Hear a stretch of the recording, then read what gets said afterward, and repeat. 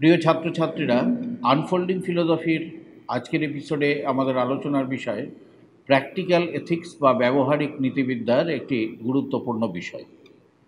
তোমরা ইতিমধ্যেই উচ্চ মাধ্যমিক স্তর থেকে স্নাতক বা সাম্মানিক স্নাতক স্তরে এই প্র্যাকটিক্যাল এথিক্সের অন্তর্গত ইউথ্যানাসিয়া বা কৃপা হত্যা বা স্বস্তি মৃত্যু এই বিষয়টির সম্পর্কে অনেকেই পরিচিত।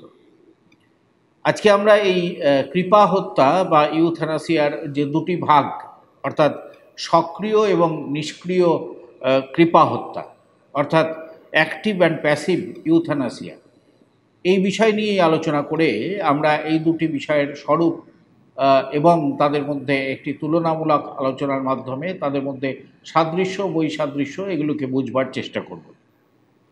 তো বস্তুত আমাদের আলোচনায় আমরা ইউথ্যানাসিয়া এই শব্দটির প্রতিশব্দ, বাংলা প্রতিশব্দ হিসাবে কৃপা হত্যা বা স্বস্তি মৃত্যু এটিকেই ব্যবহার করব।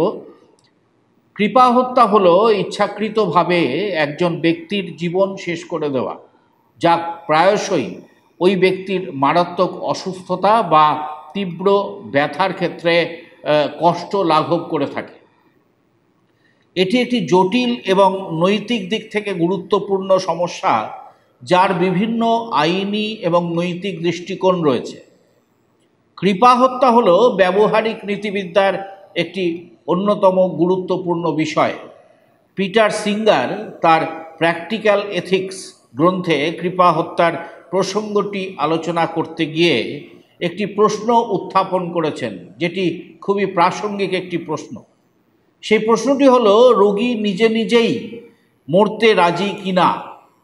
এখন এই প্রশ্নটিকে কেন্দ্র করে যে অর্থাৎ রোগী এই মৃত্যু ক্ষেত্রে নিজে নিজেই সেই মৃত্যু ক্ষেত্রে রাজি কিনা, এই প্রশ্নটিকে কেন্দ্র করেই কৃপা হত্যাকে সক্রিয় কৃপা হত্যা বা অ্যাক্টিভ ইউথ্যানাসিয়া এবং নিষ্ক্রিয় কৃপা হত্যা বা প্যাসিভ ইউথ্যানাসিয়া এই দুইটি ভাগে ভাগ করা হয়েছে।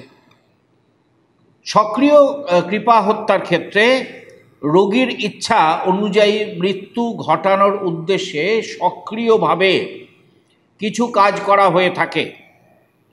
জেমস র্যাচেল সক্রিয় কৃপা হত্যা বলতে বুঝিয়েছেন ইচ্ছাকৃতভাবে কিছু পদক্ষেপ নেওয়া, যা কোনো ব্যক্তির সম্মতিক্রমে তার জীবনকে পরিসমাপ্তির দিকে পরিচালিত করে।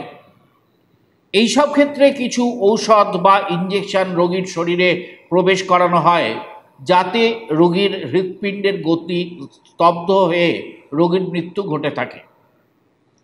এখানে সক্রিয়ভাবে কতগুলি উপায়ের মাধ্যমে রোগীর মৃত্যুকে ত্বরান্বিত করা হয়, তবে এই কাজ করার সময় রোগীকে কখনোই যন্ত্রণা দিয়ে বা আঘাত করে তার মৃত্যু ঘটানো হয় না। যন্ত্রণা না দিয়ে রোগীর যাতে মৃত্যু ঘটে সেদিকে এই কৃপা হত্যার ক্ষেত্রে লক্ষ্য অবশ্যই রাখতে হবে। এই ধরনের কাজকেই আমরা বলি সক্রিয় কৃপা হত্যা।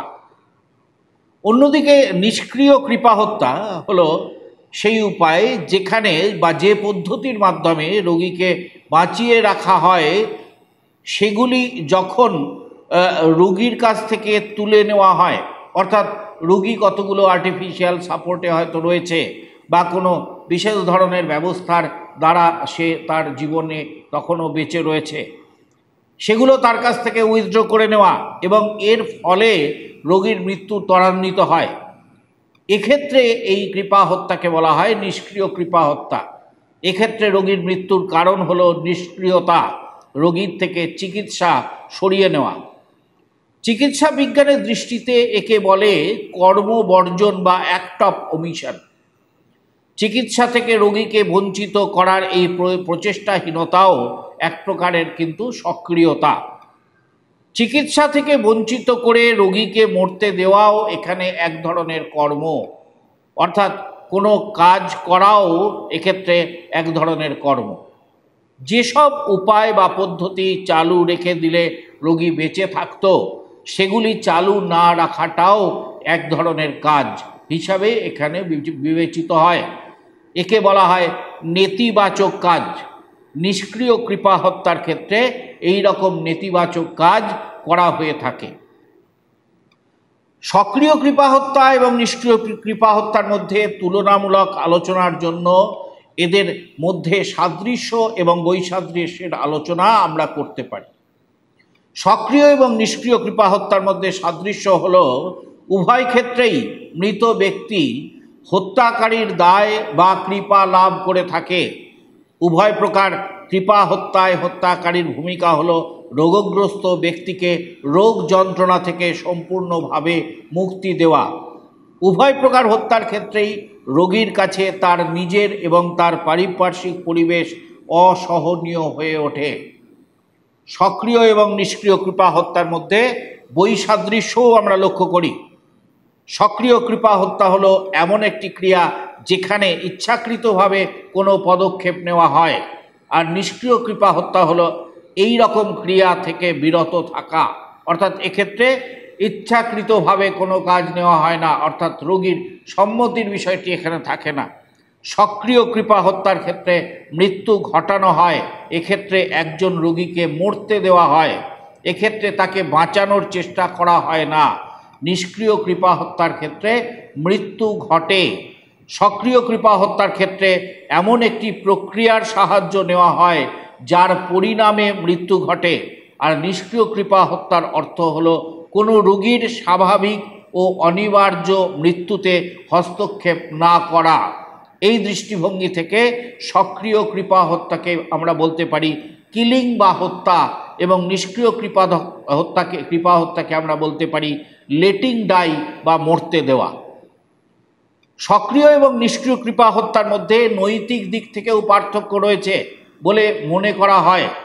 অনেকেই মনে করেন যে সক্রিয় কৃপা হত্যা ঘটানো হলো মরতে দেওয়ার তুলনায় অনেক বেশি নিন্দনীয়, কারণ কোনো ব্যক্তির প্রাণ রক্ষার জন্য কিছু না করা বা নিষ্ক্রিয় থাকাটা অনেক বেশি পরিমাণে অনৈতিক কাজ বলে বিবেচিত হয়।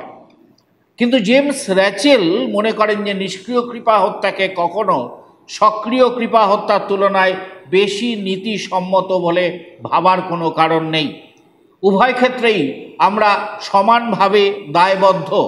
আমরা সক্রিয় কৃপা হত্যার জন্য যতটা দায়ী, নিষ্ক্রিয় কৃপা হত্যার জন্যও আমাদের দায় ততটাই। সুতরাং আমরা এই সিদ্ধান্তে উপনীত হতে পারি যে উভয় প্রকার কৃপা হত্যার ক্ষেত্রেই আমাদের এক প্রকার নৈতিক দায়বদ্ধতা থেকেই যায়। আজকের এপিসোডে আমরা আলোচনা করলাম সক্রিয় এবং নিষ্ক্রিয় কৃপা হত্যা, অর্থাৎ অ্যাক্টিভ অ্যান্ড প্যাসিভ ইউথ্যানাসিয়া। আমরা এই দুটি বিষয়ের স্বরূপ এবং এদের মধ্যে তুলনামূলক আলোচনার মধ্য দিয়ে এদের মধ্যে সাদৃশ্য এবং বৈসাদৃশ্যকে তোমাদের সামনে তুলে ধরার চেষ্টা করলাম। তোমরা মনোযোগ সহকারে দেখো। এই আলোচনা প্র্যাকটিক্যাল এথিক্স বা ব্যবহারিক নীতিবিদ্যার একটি গুরুত্বপূর্ণ আলোচনা, তোমাদের অবশ্যই কাজে লাগবে। আনফোল্ডিং ফিলোসফি এই ইউটিউব চ্যানেলে মেম্বারশিপ তোমরা নাও। তোমাদের জন্য এই আলোচনার পিডিএফ ডেসক্রিপশন বক্সে দেওয়া থাকছে। আজকের মতো এই সক্রিয় ও নিষ্ক্রিয় কৃপা হত্যা সম্পর্কে আলোচনা আমরা এখানেই শেষ করছি।